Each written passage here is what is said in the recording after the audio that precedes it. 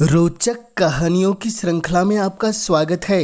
लीजिए आज सुनते हैं एक और अति महत्वपूर्ण रोचक कहानी जिसका नाम है राजा और मूर्ख बंदर।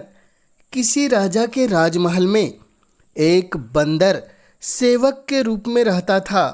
वह राजा का बहुत विश्वास पात्र और भक्त था।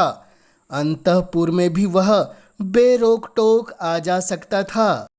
एक दिन जब राजा सो रहा था और बंदर पंखा झल रहा था, तो बंदर ने देखा एक मक्खी बार बार राजा की छाती पर बैठ जाती थी।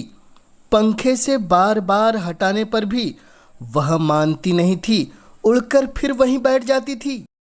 बंदर को क्रोध आ गया। उसने पंखा छोड़कर हाथ में तलवार ले ली और इस बार जब मक्खी राजा की छाती पर बैठी तो उसने पूरे बल से मक्खी पर तलवार का हाथ छोड़ दिया।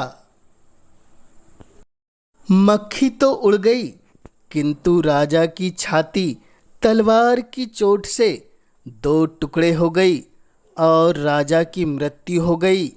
इसीलिए कहा गया है कि हमें बुद्धिमान लोगों से ही मित्रता करनी चाहिए। मूर्ख मित्र की अपेक्षा विद्वान शत्रु ज़्यादा अच्छा होता है। तो यह थी कहानी राजा और मूर्ख बंदर। यह कहानी आपको कैसी लगी हमें कमेंट्स के माध्यम से ज़रूर बतलाएं। और इस कहानी के माध्यम से आज आप हमसे जुड़े हैं तो इस चैनल को ज़रूर कर दें सब्सक्राइब, ताकि आप तक अच्छी अच्छी कहानियाँ सबसे पहले पहुँच सके।